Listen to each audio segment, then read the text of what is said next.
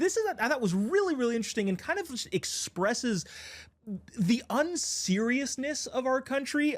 Katie, there was a letter sent to Harvard by a bunch of congresspeople, including Elise Stefanik, saying, hey, you guys know that you're educating at Harvard, one of the most elite institutions in the country.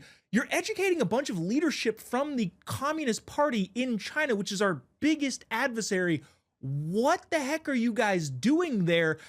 First of all, how did we even let this happen to begin with? The fact that the CCP leadership is coming to our biggest school to get educated.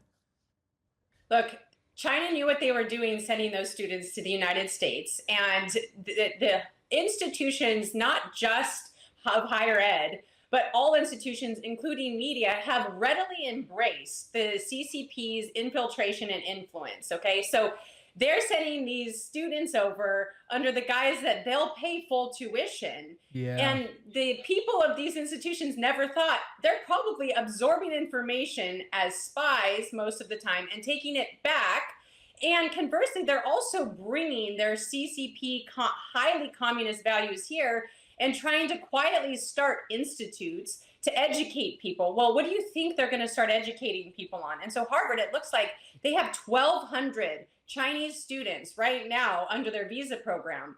And so the suspension of this visa program, or at least walking it back to there needs to be a reasonable amount of people that you're letting in, and they need to be deeply screened so they are not actual spies for the CCP.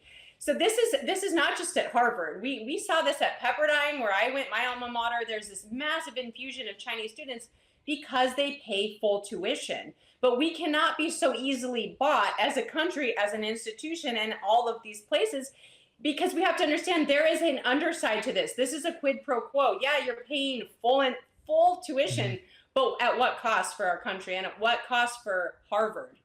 So let me get this straight, Katie. You're saying that we should not train our adversaries' spies in our country. That seems crazy to me. Bryce, you know, I'm to kind of deviate a little bit. Harvard's admissions is like 30% foreign-born students, and yet they get hundreds of millions of dollars of federal tax money. Do you think there should be some kind of standard of like, hey, you got to admit American students into your universities if you want this much money from the taxpayer? Yeah, listen, we've traded we've traded wealth and prosperity for our sovereignty, and we've been doing that forever. And America needs to be back to being for Americans, and we need to be about our sovereignty, which means we need to protect American students, and we need to train American students. Unfortunately, I mean, Harvard's been training communists for 40 years. So, yeah, you know, for them to make this leap to just do foreign communists, I mean, it's not that big of a jump. I want to see us, though, in all institutions really double down and return to protecting our interests and not just allowing it be a free-for-all for foreign nations to infiltrate and destroy us from within.